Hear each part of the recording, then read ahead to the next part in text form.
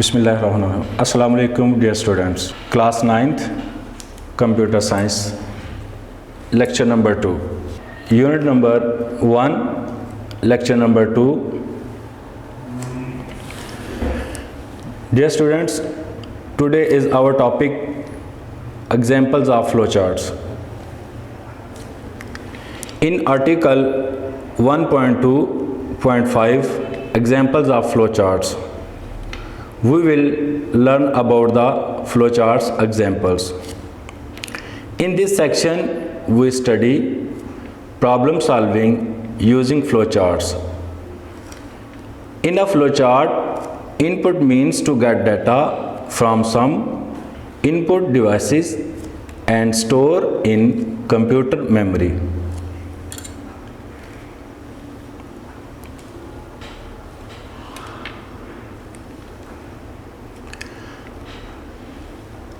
A data in a memory. A data in a memory is given some particular name. We access data with respect to the given name to perform some computation from which result are obtained. Examples of flowchart के अंदर हम सबसे पहले user से input लेंगे. Input लेने के बाद उस पे प्रोसेस होगा. प्रोसेस करने के बाद रिज़ल्ट को आउटपुट दिया जाएगा with the help of symbols.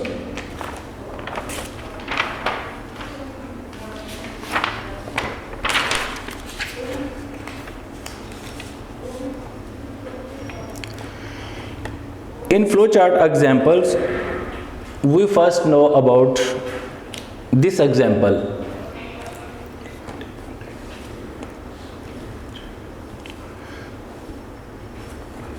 To convert Celsius to Fahrenheit temperature. Celsius को फ़ारेनहाइट टेम्परेचर में कन्वर्ट करने के लिए हम फ़्लो चार्ट की मदद से इसको सॉल्व करते हैं. This flow chart shows that after start a computer user provides some numeric data which is stored in computer memory with the name Celsius. Computer में डाटा इनपुट लेने के लिए जो कि सेल्सियस में होगा उसको फ़ारेनहाइट में कन्वर्ट करेंगे with the help of flow chart and using the different symbols. In the next step, the result is computed by applying the formula to convert the given Celsius temperature. The result is stored with name Fahrenheit. After taking the input लेने के बाद हम इस पे different operation perform करेंगे जो कि process method कहलाता है. आफ्टर प्रोसेसिंग हम इसका रिज़ल्ट गेट कर सकेंगे. The value stored with name Fahrenheit is then displayed by using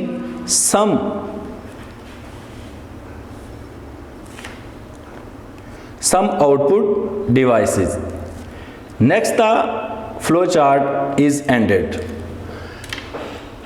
input लेने के बाद जब हम उस इनपुट को प्रोसेस करेंगे, प्रोसेस करने के बाद उसका रिजल्ट गेट कर लेंगे और उसके बाद हमारा फ्लो चार्ट एंड हो जाएगा. इसकी एग्जांपल हम देखते हैं with the help of symbols. Students देखें,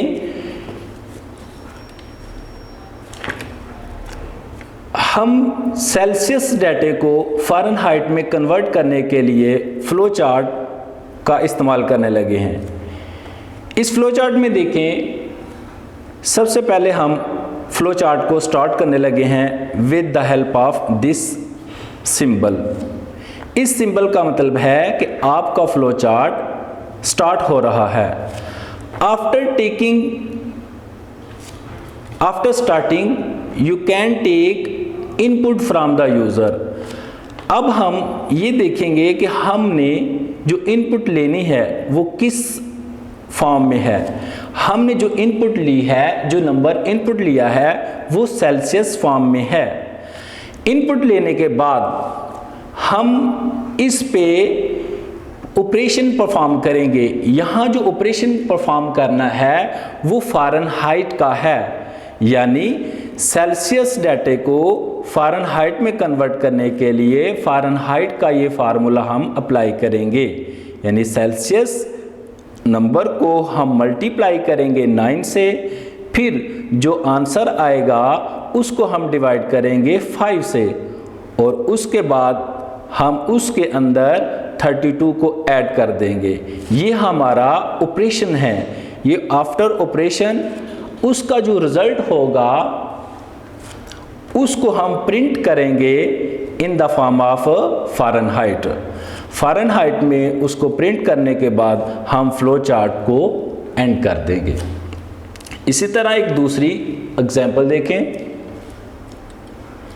जिसमें हम क्या करेंगे, to find the volume of a cube, कि एक क्यूब नुमा बॉक्स की वॉल्यूम फाइंड करने के लिए हम फ्लो चार्ट की हेल्प लेते हैं।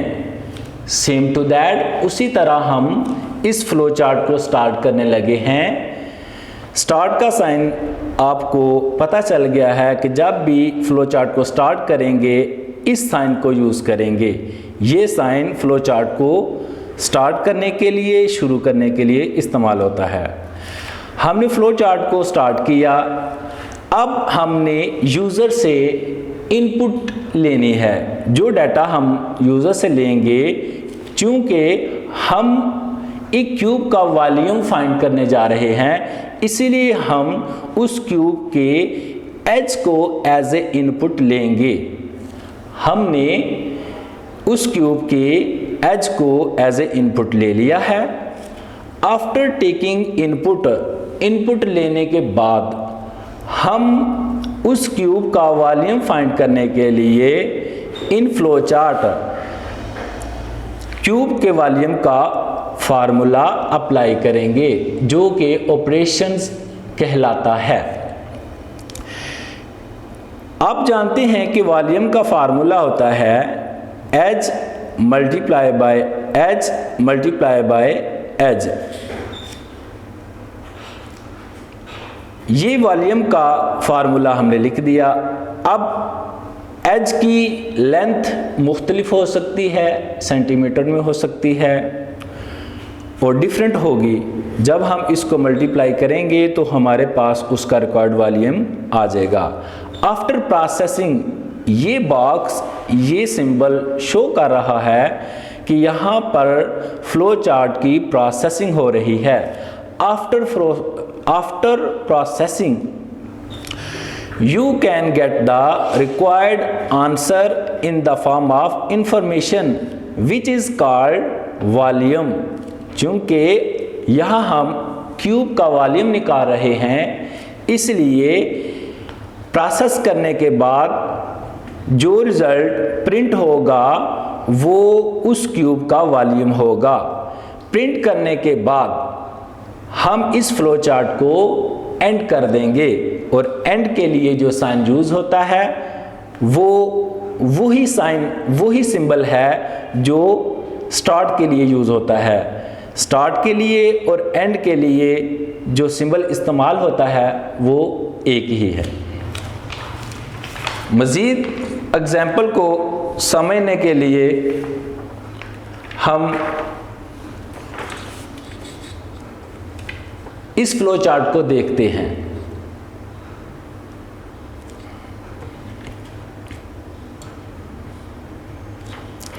इस फ्लो चार्ट में हमने क्या करना है, सबसे पहले इसकी हेडिंग देखते हैं। To determine whether a given number is odd और इवन। इस क्वेश्चन में, इस फ्लो चार्ट के अंदर हमने ये करना है कि नंबर्स के दरमियान कंपैरिजन करना है, ये मुआजना करके देखना है कि ये नंबर इवन है या ऑड है। इसको उसी तरह फ्लो चार्ट को स्टार्ट करते हैं, इनपुट लेते हैं और प्रोसेस करने के बाद फिर इसमें एक स्टेप का जो है वो मज़ीद इजाफा हुआ है, वो देखें, वो ये साइन है जिसको हम डिसीजन मेकिंग कहते हैं। पहले फ्लो चार्ट की तरह स्टार्ट, इनपुट, प्रोसेसिंग और आउटपुट, एंडिंग वही सिंबल यूज हो रहे हैं, मगर इसमें जो इजाफा हुआ है वो सिर्फ इस डिसीजन मेकिंग सिंबल का इजाफा हुआ है कि इस यहाँ पर डिसीजन लिया गया है कि ये वैल्यू सही है कि नहीं है। जी, स्टार्ट करते हैं इस फ्लो चार्ट को। उसी सिंबल से हम इस फ्लो चार्ट को स्टार्ट करने लगे हैं। Start flow chart. Input number n, जो इनपुट नंबर हमने लिया है वो n है। REM यानी ये रिमाइंडर है। रिमाइंडर इसका क्या आएगा, उस नंबर को आप 2 से डिवाइड कर दें। जब आप उस नंबर को 2 से डिवाइड करेंगे, अगर तो आपका रिमाइंडर 0 आ जाए, यहाँ इस डिसीजन मेकिंग सिंबल में देखें कंपैरिजन हो रहा है कि अगर इसका आंसर 0 है तो आप कहेंगे यस, तो फिर यानी ये हो जाएगा प्रिंट इवन नंबर। कौन सा नंबर यहाँ प्रिंट होगा, इवन नंबर। अगर इसका रिमाइंडर 0 ना हो तो आप कहेंगे नो। जब नो की कॉल होगी फ्लो चार्ट में तो इसका मतलब ये है कि आपका जो नंबर है वो ऑड प्रिंट होगा, आपका जो नंबर है वो ऑड प्रिंट होगा। इसी तरह आपका ये जो फ्लो चार्ट है वो एंड हो जाएगा।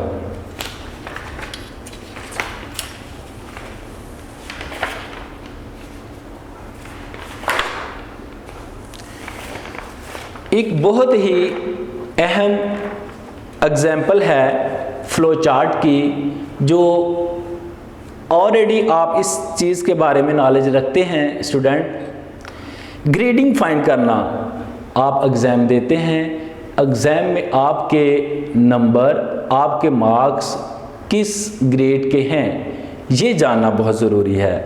उसके लिए कुछ क्राइटेरिया मुकर्रर किए जाते हैं। इस क्वेश्चन में हमने क्या करना है, to assign grade to a subject based on total marks and obtain marks. Subject base पे हमने ग्रेड असाइन करने हैं कि टोटल मार्क्स में से आप कितने मार्क्स ऑब्टेन करेंगे।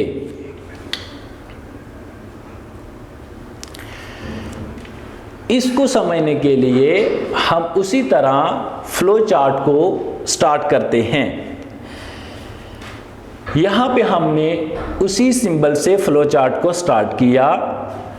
फ्लो चार्ट को स्टार्ट करने के बाद आपको पता है जो पहला स्टेप होता है वो इनपुट लेना होता है from the user. Input obtain marks, total marks, obtain marks को भी इनपुट लिया और टोटल मार्क्स की भी आपने इनपुट ले ली।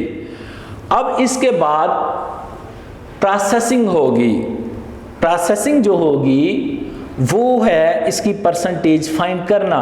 जब आपके पास इसकी परसेंटेज आएगी फिर ही आप डिसाइड कर सकेंगे कि आपका ग्रेड कौन सा है।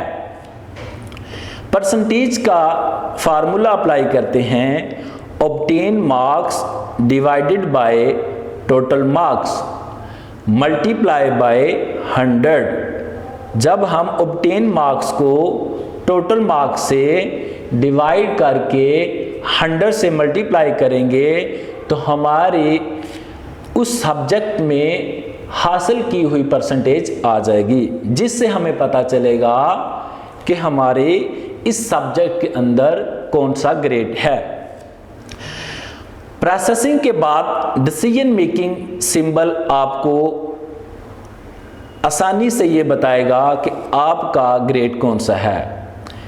P stands for percentage and M stands for marks। यहाँ देखें मैंने शॉर्ट फॉर्म यूज़ की है M की और P की, तो मैंने आपको बता दिया है P stands for percentage and M stands for marks। इसीलिए आपने परेशान नहीं होना कि ये P क्या है, और ये मैंने आपको बता दिया है कि ये मैंने परसेंटेज का शॉर्ट फॉर्म ली है।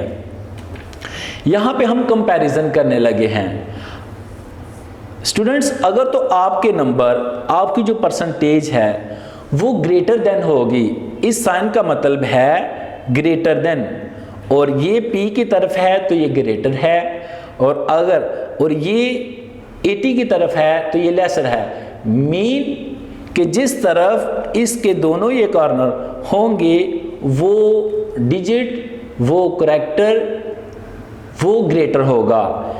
आपकी जो परसेंटेज है अगर वो 80 से ज़्यादा होगी, यस आपकी परसेंटेज 80 से ज़्यादा है, तो आपको ग्रेड असाइन हो जाएगा A+। इस फ्लो चार्ट की मदद से आपकी ग्रेडिंग फाइंड कर रहे हैं। अगर आपकी परसेंटेज 80 से ज़्यादा है तो आप कहेंगे यस मेरी परसेंटेज 80 से ज़्यादा है, तो आपको ग्रेड A+ असाइन हो जाएगा। अगर आंसर आता है नो, यानी कि आपकी परसेंटेज 80 से ज़्यादा नहीं है, यानी 80 से कम है, तो फिर आप नेक्स्ट कंपैरिजन करेंगे कि आपकी परसेंटेज कितनी है। इस डिसीजन मेकिंग सिंबल में देखें कि परसेंटेज अगर ज़्यादा होगी 70 से, अगर आपकी हासिल करदा परसेंटेज 70 से ज़्यादा होगी, तो अगर होगी ज़्यादा यस तो आपको ग्रेड असाइन हो जाएगा A। अगर आपकी परसेंटेज 70 से ज़्यादा नहीं है तो कॉल क्या होगी नो, और आपको next comparison decision making symbol में ले जाएंगे। यहाँ देखें आपकी जो परसेंटेज अगर 60 से अबव है, यस आपकी परसेंटेज 60 से ज़्यादा है तो आपको ग्रेड B असाइन हो जाएगा। अगर आपकी परसेंटेज 60 से ज़्यादा नहीं है तो नो की कॉल होगी, और फिर आपको नेक्स्ट कंपैरिजन यानी डिसीजन मेकिंग सिंबल में ले जाएंगे। जी अगर आपकी परसेंटेज 50 से ज़्यादा होगी, अगर आपकी परसेंटेज 50 से ज़्यादा होगी, yes your percentage is greater than 50, तो आपको ग्रेड असाइन हो जाएगा C। अगर आपकी परसेंटेज 60 से ज़्यादा नहीं है, नो की कॉल होगी, और आपको नेक्स्ट अगली डिसीजन मेकिंग सिंबल में ले जाएंगे। यहाँ आपकी परसेंटेज को कंपेयर किया जाएगा कि वो ग्रेटर देन 40 है कि नहीं। यहाँ देखिए अगर आपकी परसेंटेज ज़्यादा है 40 से, yes your percentage is greater than 40, तो आपको ग्रेड D असाइन हो जाएगा। अगर आपकी परसेंटेज 40 से ज़्यादा नहीं है तो नो की कॉल होगी, और आपको नेक्स्ट डिसीजन मेकिंग सिंबल में ले जाएंगे। लास्ट देखें अगर आपकी परसेंटेज ग्रेटर देन 30 है, yes your percentage is greater than 30, then आपको ग्रेड E असाइन हो जाएगा। फिर आपका ग्रेड कौन सा होगा E।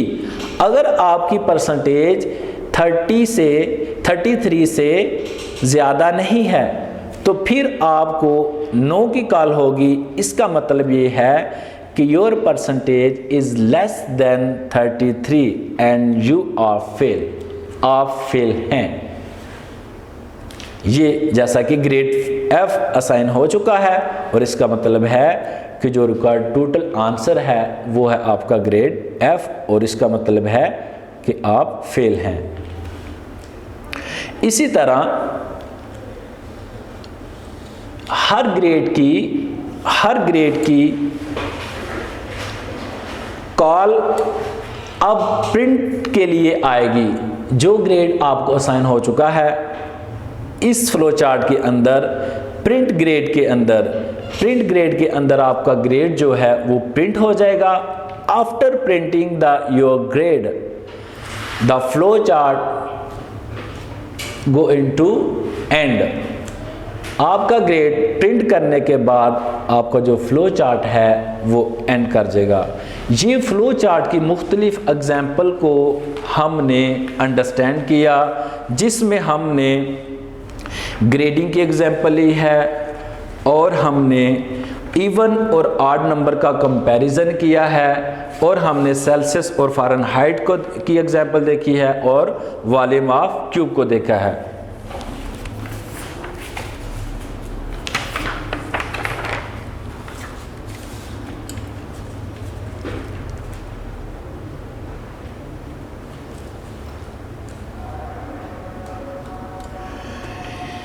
इन आर्टिकल 1.3 एल्गोरिदम, अब हम बात करने लगे हैं एल्गोरिदम पे। फ्लो चार्ट के बाद एल्गोरिदम की पे बात करते हैं। फ्लो चार्ट और एल्गोरिदम में कोई ज़्यादा डिफरेंस नहीं है। दोनों एग्जाम्पल्स को सॉल्व करने के लिए, मुख्तलिफ प्रॉब्लम्स की एग्जाम्पल को सॉल्व करने के लिए, प्रॉब्लम को आसान करने के लिए, आसान तरीके से समझने के बाद उसका सलूशन निकालने के लिए यूज़ होते हैं। डिफरेंस ये है कि फ़्लो चार्ट के अंदर हम मुख्तलिफ सिंबल की हेल्प लेते हैं, जबकि एल्गोरिदम में हम नेचुरल लैंग्वेज को यूज़ करते हैं, वो लैंग्वेज जो ऑलरेडी हम अंडरस्टैंड कर रहे होते हैं और उसी की मदद से हम एल्गोरिदम को बनाते हैं। Algorithm, studying algorithms is a fundamental part of computer science. In this section we discuss the concept of algorithms in detail. algorithm का जो concept है उसको हम डिटेल से देखने लगे हैं। Article number 1.3.1 definition of algorithm. What is the definition of algorithm? An algorithm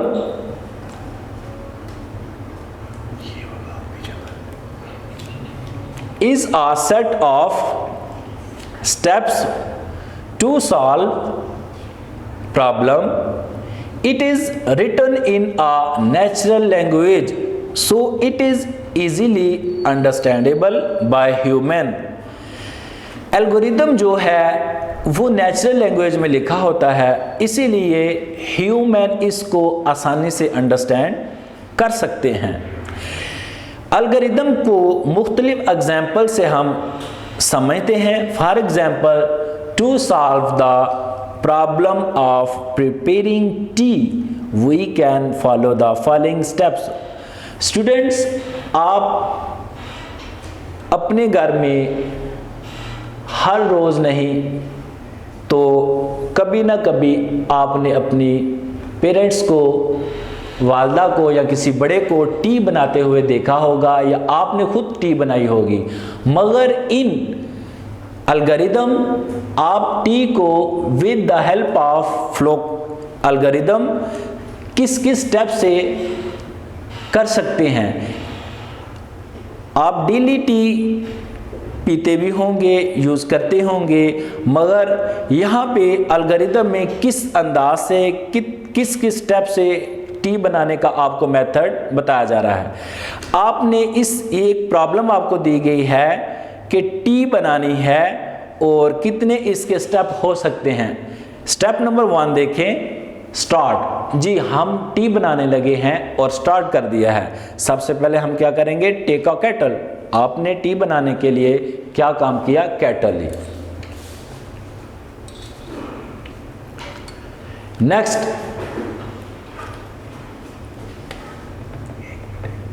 pure in water, pure water in it, put the kettle on fire, add sugar and milk, wait till it boils, remove the kettle from fire and end.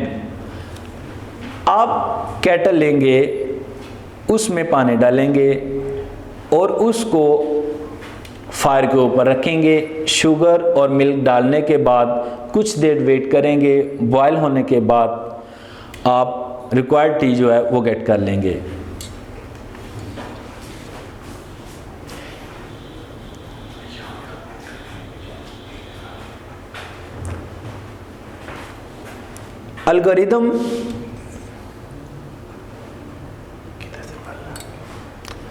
Algorithm के बारे में जानने के लिए आपको इस चीज़ की understanding होनी चाहिए। द वर्ड एल्गोरिदम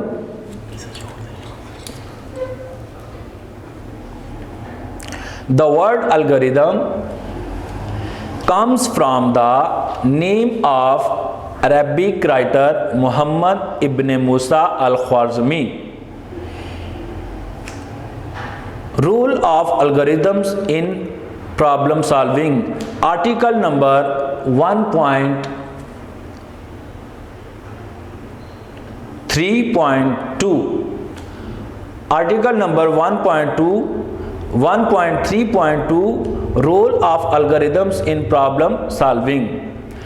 algorithm का प्रॉब्लम सॉल्विंग के अंदर बहुत बड़ा रोल है। हम देखते हैं किस किस मेथड से ये आपको फैसिलिटेट करता है कि बड़ी से बड़ी प्रॉब्लम को आप आसानी से सॉल्व कर सकते हैं। पहले भी बताया है, फ्लो चार्ट में हम स्मॉल प्रॉब्लम को सॉल्व करते हैं, जबकि एल्गोरिदम में बहुत बड़ी बड़ी प्रॉब्लम को हम सॉल्व कर सकते हैं। An algorithm has a vital role in problem solving as it provides a step by step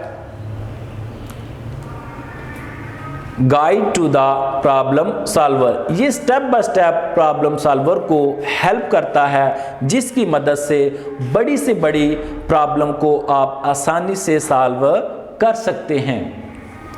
it is a complete description of the solution. Solution की मुकम्मल जो है वो वजाहत इसमें की जाती है, जिससे आसानी से डेवलपर प्रॉब्लम सॉल्वर अंडरस्टैंड कर सकता है। Usually a computer programmer first write an algorithm and then translate it into the code of some programming language. Students, आपको पता है कि कंप्यूटर के अंदर जितना भी डाटा यूज होता है, हम कुछ भी एंटर करते हैं तो वो कंप्यूटर अंडरस्टैंड करता है बाइनरी लैंग्वेज को। बाइनरी लैंग्वेज को अंडरस्टैंड करने के लिए आप देखें,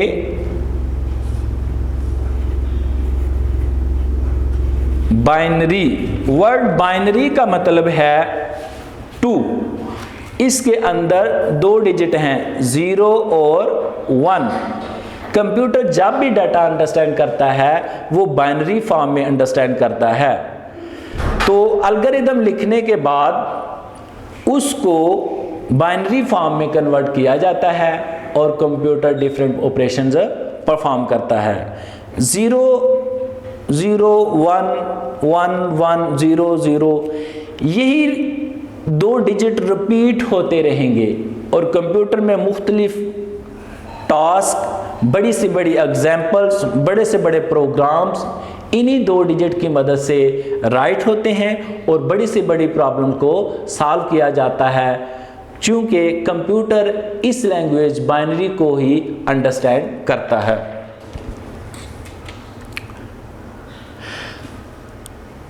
Sometimes the designer of the program first makes a flowchart to solve a problem and then encodes the flowchart into an algorithm. बाद औक़ात प्रोग्रामिंग लैंग्वेज का जो डिज़ाइनर होता है वो सबसे पहले फ्लो चार्ट बनाता है और फिर उसको बाइनरी लैंग्वेज में या मशीन लैंग्वेज में कन्वर्ट करता है, जिससे वो अपना प्रोग्राम राइट कर सकता है और मुख्तलिफ प्रॉब्लम को सॉल्व कर सकता है। मज़ीद इसके बारे में देखने के लिए, समझने के लिए हम एक एग्जांपल देखते हैं, जो कि इस फिगर के अंदर figure 1.8 shows the role of algorithm in problem solving, जो कि यहाँ इसकी वजाहत की गई है। सबसे पहले आपके पास एक प्रॉब्लम होती है। प्रॉब्लम सॉल्विंग में हम डिटेल से पढ़ चुके हैं कि प्रॉब्लम सॉल्विंग के मुख्तलिफ स्टेप हैं। प्रॉब्लम सॉल्विंग के मुख्तलिफ स्टेप की मदद से प्रॉब्लम को अंडरस्टैंड किया जाता है। प्रॉब्लम को अंडरस्टैंड करने के बाद उसका सलूशन निकाला जाता है। अब इस सलूशन को मुख्तलिफ मेथड से आप राइट कर सकते हैं। वो फ्लो चार्ट हो सकता है, एल्गोरिदम हो सकता है, और फाइनली इन कंप्यूटर प्रोग्राम या कंप्यूटर लैंग्वेज में उसको लिखा जाता है। जी, आपके पास प्रॉब्लम आ गई है। उस प्रॉब्लम को अंडरस्टैंड करने के बाद आप उसका फ्लो चार्ट बनाएंगे, जैसा कि हम पहले भी बना चुके हैं। मुख्तलिफ प्रॉब्लम के हमने मुख्तलिफ फ्लो चार्ट्स बनाए। फ्लो चार्ट बनाने के बाद आप उसका एल्गोरिदम बनाएंगे।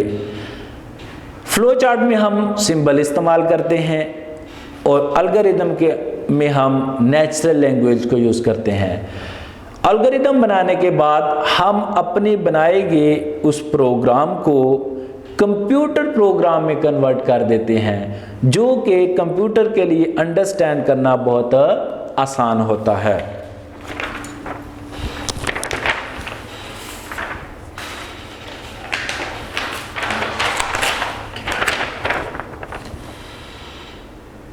कोशिश करता हूँ।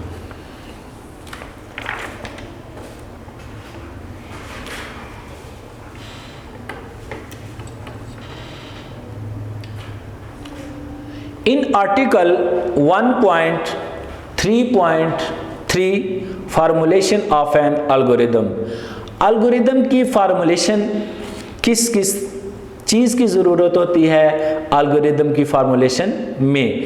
There are different notations, keywords to write an algorithm.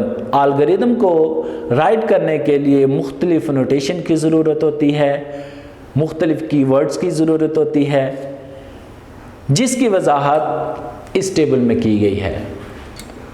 सबसे पहले एल्गोरिदम को हम स्टार्ट करते हैं, फिर उसके अंदर हम इनपुट लेते हैं, फिर उसके अंदर हम सेट करते हैं, इफ़ एल्स की कंडीशन लगाते हैं, इफ़ एल्स की कंडीशन लगाते हैं, गो टू का यूज़ करते हैं और required after performing different operations हम आउटपुट को गेट करते हैं और फाइनली अपने एल्गोरिदम को स्टॉप कर देते हैं। एल्गोरिदम को अंडरस्टैंड करने के लिए with the help of examples हम आर्टिकल नंबर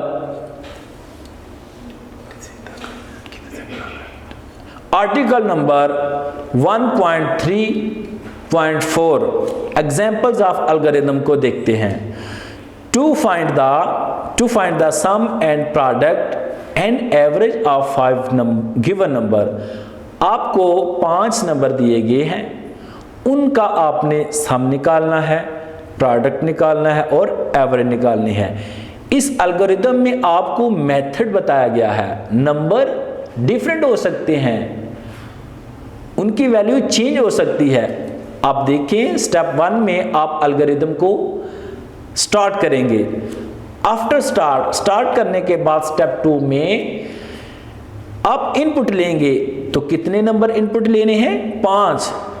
अगर 5 नंबर की इनपुट लेनी है तो 0 to 4 आपने नंबर की इनपुट ले ली।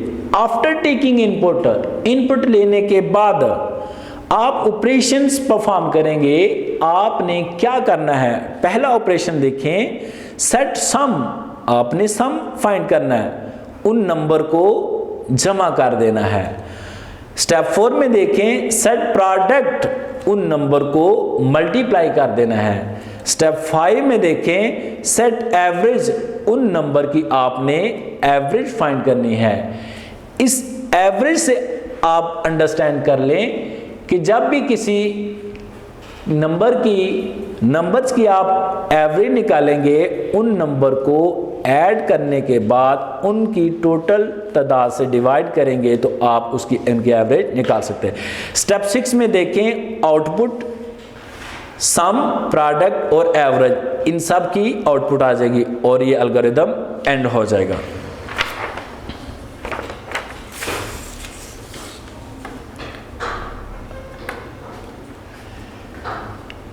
एक और इसकी एग्जांपल देखें student. To find acceleration of a moving object with given mass and the applied force. जब भी आपने एक्सेलरेशन फाइंड करनी होती है तो आपको दो चीजें रिक्वायर्ड होती हैं, एक आपका मास और दूसरी आपके लिए फोर्स। इस प्रॉब्लम को सॉल्व करने के लिए हम एल्गोरिदम को स्टार्ट करने लगे हैं। स्टेप 1 में हमने एल्गोरिदम को स्टार्ट किया। आफ्टर स्टार्टिंग एल्गोरिदम इन स्टेप 2 इनपुट नंबर्स, जो नंबर हमने इनपुट लेने हैं वो है एक मास और दूसरा है फोर्स।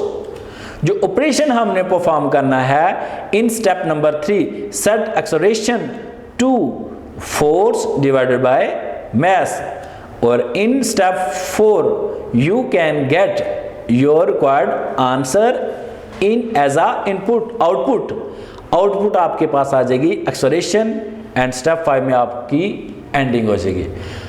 इस एग्जांपल में देखें 2 पर्सन्स फोर्स कर रहे हैं दो बॉडीज को, दो जिस्म हैं उनको फोर्स लगाई जा रही है।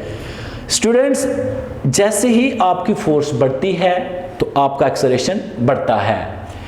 यहां आपकी फोर्स इस फिगर में देखें कम फोर्स लगाई जा रही है, जिसमें उस बॉडी में, उस जिस्म में कम एक्सेलरेशन है।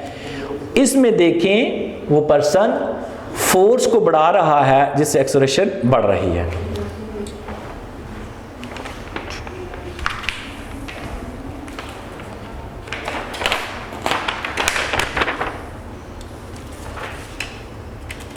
नेक्स्ट एग्जांपल देखें। To find the volume of a cube, किसी क्यूब का वॉल्यूम फाइंड करने के लिए हम एल्गोरिदम को यूज करने लगे हैं। इन step 1 start, in step 2 input number, जो नंबर लेंगे उस क्यूब की हम साइड लेंगे। इन स्टेप 3 ऑपरेशन परफॉर्म होगा, कौन सा, सेट द वॉल्यूम, वॉल्यूम का फार्मूला सेट करेंगे। वॉल्यूम का फार्मूला होता है volume is equal to side multiply by side and multiply by side. In step 4 आपकी आउटपुट जो है वो वॉल्यूम में आ जाएगी और आपका वो एल्गोरिदम एंड कर जाएगा। नेक्स्ट एग्जांपल देखें। To find the area of a problem, in step 1 start, in step 2 input numbers, जो नंबर आपने इनपुट लेने हैं वो, चूंकि यहां एक पैरेललोग्राम है, इसकी आप बेस लेंगे इनपुट और इसकी हाइट लेंगे। In step 3 set area to base multiply by height. Parallelogram का एरिया फाइंड करने के लिए उसकी बेस को आप हाइट से मल्टीप्लाई करेंगे तो आपका स्टेप 4 में आउटपुट आ जाएगा in the form of area, और आपका जो एल्गोरिदम है वो एंड कर जाएगा।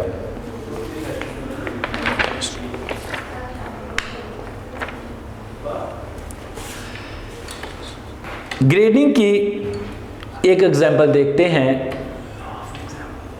फ्लो चार्ट में भी हमने देखा ये ग्रेडिंग की एग्जांपल, जैसा कि आपको पहले भी बताया है, flow chart algorithms are used to solve different problems to assign grade to a subject based on the achieved marks. Step 1 start, step 2 input numbers, obtain marks and total marks. In step 3 set percentage to, percentage निकालेंगे, obtain number को total number से divide करने के बाद 100 से multiply करेंगे। Step 4 में आपकी रिक्वायर्ड आउटपुट देखें। If percentage is greater then 80 set grade A plus, else अगर तो आपकी कंडीशन ट्रू है तो वो आंसर मिल जाएगा, अगर आपकी वो कंडीशन ट्रू नहीं है तो फिर आपको एल्स के जरिए नेक्स्ट कंडीशन पे ले जाया जाएगा। If percentage is greater then 70 set grade two A, अगर आपकी परसेंटेज 70 से अबव है तो आपको ग्रेड A असाइन हो जाएगा। If percentage is greater than 60 set grade B, else if percentage is greater than 50 set grade to C, else if percentage is greater than 40 set grade to D, else if percentage is greater than 33 set grade to E, else set grade to E। अगर तो आपकी percentage 33 से above है आपको A plus से लेकर E तक grade assign हो जाएंगे। अगर आपकी परसेंटेज 33 से कम है तो जो ग्रेड आपको असाइन होगा वो F है, जिसका मतलब है कि यू आर फेल। स्टेप 5 में आपको उसकी फाइनल आउटपुट ग्रेड की फॉर्म में मिल जाएगी और ये एल्गोरिदम स्टेप 6 में एंड हो जाएगा।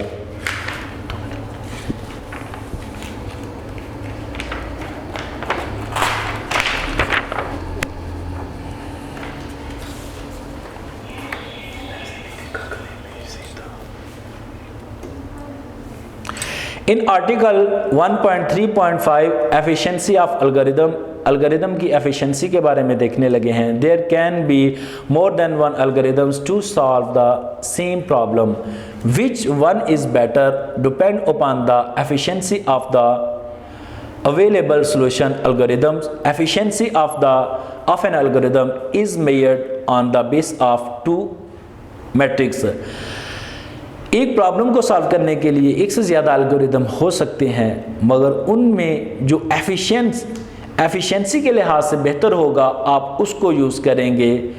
एफिशिएंसी चेक करने के लिए दो चीज़ें आप देखेंगे, एक तो नंबर ऑफ स्टेप्स, जिस एल्गोरिदम के अंदर नंबर ऑफ स्टेप्स कम होंगे वो ज़्यादा एफिशिएंट होगा, और जिस एल्गोरिदम के अंदर कंप्यूटर में कम स्पेस को यूज़ किया जाएगा वो भी एफिशिएंट होगा।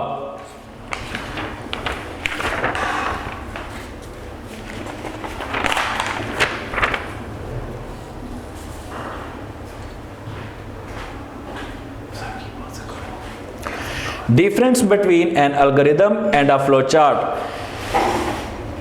Difference between an algorithm and a flowchart is just like the difference between a story and a movie, as we have studied that a flowchart is a graphical representation of the process to solve a problem, but an algorithm writes the same steps in human understanding language। इनमें ज़्यादा difference नहीं है, पहले भी student आपको बताया है। Flow chart के अंदर ग्राफिकली रिप्रेजेंटेशन होती है with the help of symbol, और ये स्मॉल किस्म के प्रॉब्लम को सॉल्व करने के लिए यूज़ होते हैं, जबकि एल्गोरिदम के अंदर नेचुरल लैंग्वेज को यूज़ किया जाता है जो कि नियरेस्ट होती है ह्यूमन के, जिसको ह्यूमन आसानी से अंडरस्टैंड कर लेते हैं। Advantage of a flow chart. Flow chart की advantage, easy to draw, easy to understand problem solving, easy to identify errors if any, अगर कोई एरर होगा तो उसको आसानी से आप आइडेंटिफाई कर सकते हैं और आइडेंटिफाई करने के बाद उसको रिमूव कर सकते हैं। Easy to observe flow from one step to the other.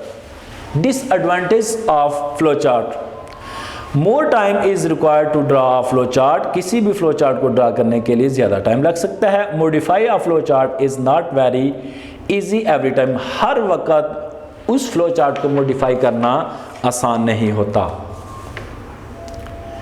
Advantage of algorithm. Advantage of an algorithm: easy to write.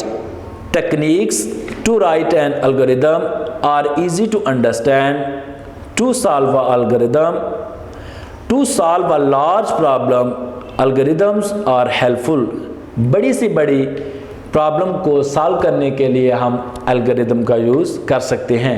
इसकी डिसएडवांटेज क्या है वो देखते हैं। Disadvantage of an algorithm: modifying an existing algorithm.